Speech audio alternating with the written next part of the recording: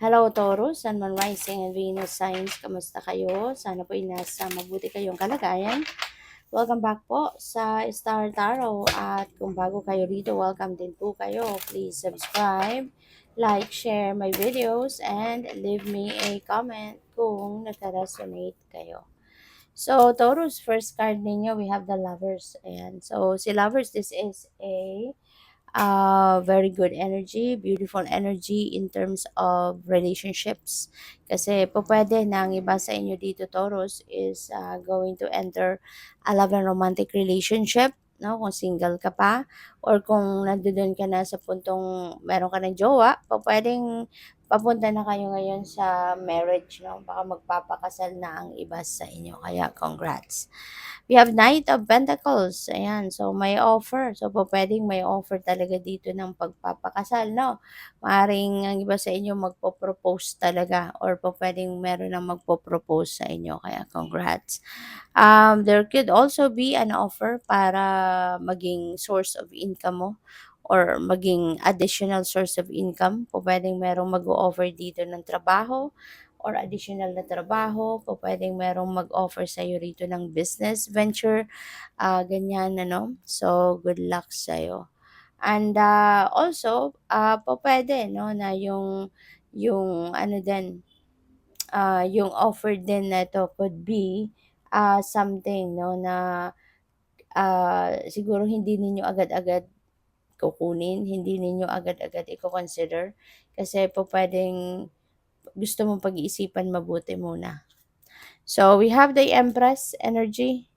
Si Empress, this is really beautiful. So, siguro kung ano man ang offer na to, na po pwede ninyong pagkakitaan, talagang makakatulong ito sa iyo ng malaki.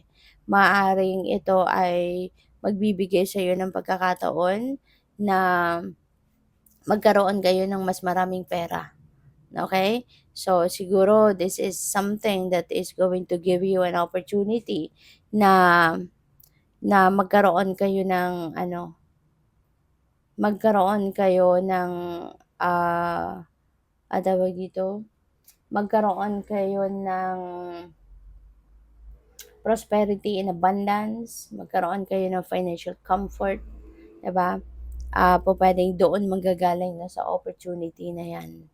And si Empress is also a mother archetype. So, mother archetype ito, ibig sabihin nito na, di ba yung isang nanay maalaga, di ba?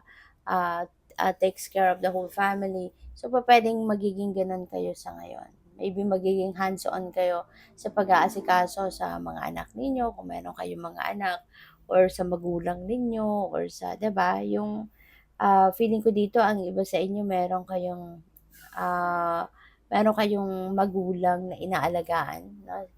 There is an elder that is under your care. Yun na napipick up ko din dito. So, baka hindi lang yung pamilya mo, yung anak mo, yung asawa mo, inaalagaan mo, but also a parent, no? So, good for you.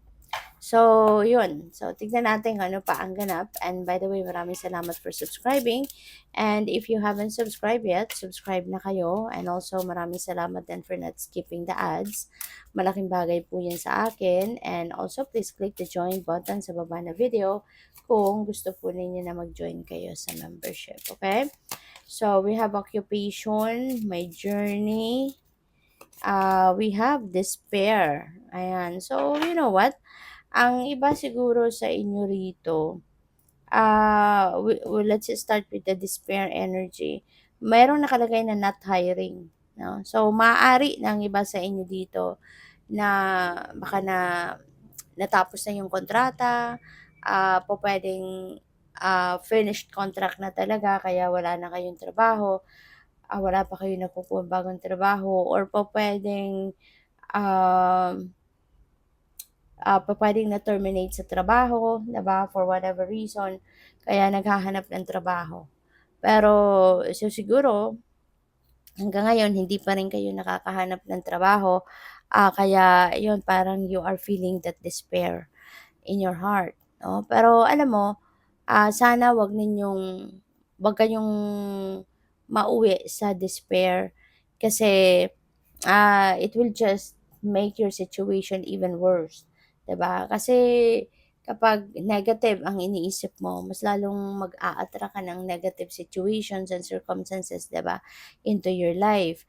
Ang mga negative na bagay lalo ang maa-attract mo. Kaya sana, piliin mo pa rin na maging positibo ang pananaw mo, maging positibo pa rin ang mga antak mo na pag-iisip mo, para nang sa gayon kahit papaano mas maging magaan ang pakiramdam mo because mas magaan yung energy. When energy is positive around you, mas magiging magaan pa rin ang pakiramdam mo, 'di ba? So sana gano'n ang mapag-isipan ninyo. And don't despair, okay? Don't despair because hindi naman natutulog ang Diyos, 'di ba? God never sleeps. God knows kung ano yung kailangan mo at kailan mo 'to kailangang-kailangan, 'di ba? Kaya 'wag kang mag-alala, ang mas maganda magdasal, humingi ka ng enlightenment, ng guidance na ituro ka or dalhin ka doon sa opportunity, 'di ba, na magbibigay sa'yo ng ayan, makakakuha ka uli ng trabaho, makakuha ka ng mas magandang trabaho.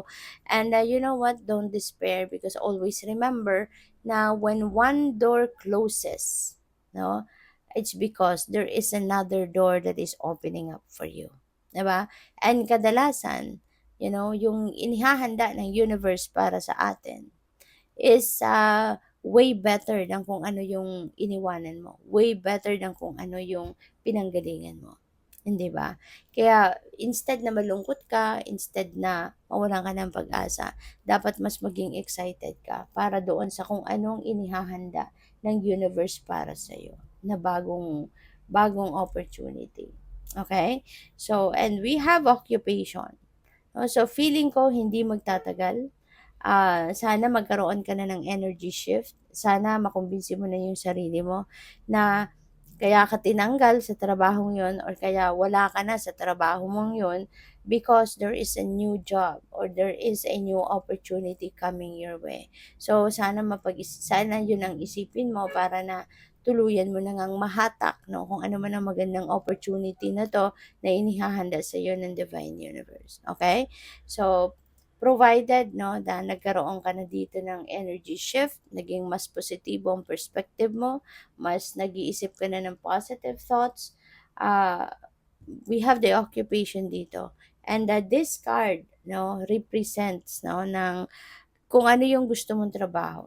Kung ano yung best na trabaho na hinahangad mo para sa'yo, ito yun. Ito yun yung trabahong pina-fantasize mo. Ito yung trabahong gustong-gusto mong magkaroon. 'Di ba? Kaya feeling ko dito, provided that you shift your kind of energy na nararamdaman ngayon into something positive, one day talaga, you will be led towards this occupation. No? You will be led towards this opportunity na ma-applyan mo at ma-hire ka dito sa trabahong minimithi mo, sa trabahong gusto mo, no? Para magiging masaya ka, no? Habang ikaw ay nagtatrabaho. It might require you though, no, to travel. No? Merong journey energy. O pwedeng ang iba sa inyo is going to travel to look for a new job. Pwedeng ganun. Maaari, no, na yung trabaho ito ay nasa travel industry. O pwedeng ganun din ang ganap. Or maaari talaga na ikaw ay babiyahe para pumunta, sa kung nasaan man, no, yung opportunity na to ng bagong trabaho. So, good luck sa'yo. Thank you for watching Love and Light. Namaste.